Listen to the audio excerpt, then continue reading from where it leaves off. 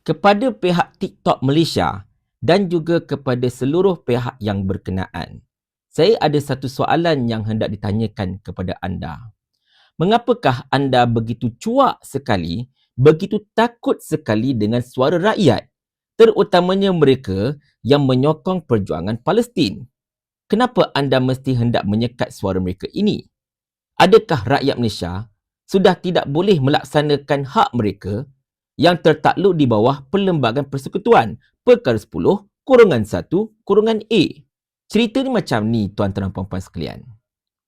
Pagi tadi, saya telah cuba untuk post satu video yang antara lain menjawab satu kenyataan Facebook posting yang telah dihantarkan oleh Zaid Hasman yang dipercayai merupakan Chief Technology Officer, Ketua Pengarah Teknologi McDonald's Malaysia, di mana antara lain posting tersebut telah tertulis pihak McDonald's dan juga pihak kerajaan Malaysia termasuklah wakil dari SKMM telah berjumpa dan bermesyuarat untuk menentukan tindakan-tindakan yang boleh dikenakan kepada rakyat Malaysia yang menyeru kepada boikot, dan difahamkan 60 orang telah pun dikenal pasti untuk dikenakan tindakan di bawah Akta Hasutan.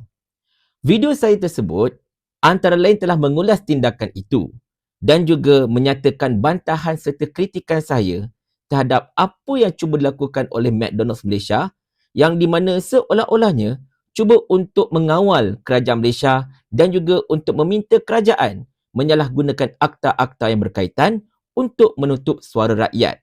Walaupun atas alasan McDonald's mereka kata kami ini memfitnah, tetapi kalau betul kami ini memfitnah, kenapa gunakan akta hasutan?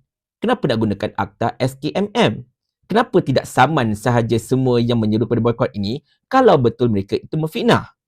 Tetapi tuan-tuan dan puan-puan sekalian, video saya itu yang saya cuba postkan pada pagi tadi, sampai sekarang dah 2 jam lebih masih lagi under review. Masih lagi tidak dibenarkan untuk masuk ke dalam feed TikTok, apatah lagi untuk masuk ke dalam FYP. Benda ini memang sangat-sangat pelik, tuan-tuan dan puan-puan sekalian. Di saat dekat luar negara, semua TikTok, semua video yang berkaitan dengan perjuangan menyokong rakyat Palestin, solidariti terhadap rakyat Palestin, termasuklah perbuatan untuk menunjukkan boikot terhadap jenama-jenama tertentu, boleh lepas begitu saja. Masuk FYP besar lagi. Sampai 1 juta view, sampai 2 juta view, ratusan ribu view, tidak ada masalah. Itu negara luar yang majoritinya bukan Islam. Tapi mereka ini memang sokong perjuangan Palestin dan video mereka FYP merata-rata. Tetapi kenapa dekat Malaysia yang majoriti umatnya adalah orang Islam dan juga Islam adalah agama persekutuan, dan juga yang paling penting sekali, sebuah negara yang terkenal kerana keharmonian dan juga rakyatnya yang sentiasa menyokong perjuangan Palestin, tiba-tiba pula video yang saya buat khusus untuk menjawab apa yang disebutkan oleh Zaid Hasman tersebut, di samping menerangkan tentang apakah itu kempen boikot dan sebagainya, tiba-tiba pula video itu disekat daripada ditayangkan. Jadi benda ini memang saya cakap terus terang sangat-sangat mengecewakan. Anda semua kena ingat, kuasa membeli terletak di tangan rakyat. Jangan sampai nanti rakyat bertindak untuk tidak lagi langsung, tak nak langsung beli produk-produk anda kerana tindakan anda yang cuba untuk menyekat suara rakyat. Ini bukan ugutan. Ini bukan ancaman, jauh sekali hasutan. Ini adalah kenyataan.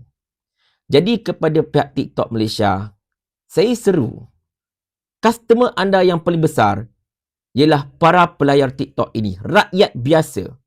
Mereka inilah yang merancangkan TikTok anda, yang menggunakan TikTok Shop anda dan macam-macam lagi features TikTok yang anda sediakan untuk anda mengaut keuntungan. Anda perlu tahu bahawa rakyat Malaysia mempunyai hak untuk bersuara dengan bebas selagi tidak melanggar undang-undang negara. Jangan sampai anda diperkudakan oleh mana-mana pihak tertentu yang cuba untuk menutup suara-suara rakyat. Dan sekali lagi, setiap suara rakyat itu tidak semestinya hasutan. Anda kena lihat apa punca rakyat bersuara barulah anda bertindak. Tetapi apa yang berlaku sekarang ini, mereka bukan sekadar enggan untuk melihat manakah punca suara rakyat itu, tetapi mereka bertindak cuba untuk menutup suara rakyat secara paksa tanpa mempedulikan apakah punca sebenar masalah yang berlaku. Dan bila itu berlaku, saya cakap terus terang, sekadar untuk memberitahu, kesabaran rakyat ada hadnya. Jangan sampai satu hari nanti, rakyat ramai-ramai berkumpul dan bertanyakan satu soalan ini kepada anda. Mau tak tuan hamba kalau hamba kirimkan ke akhirat?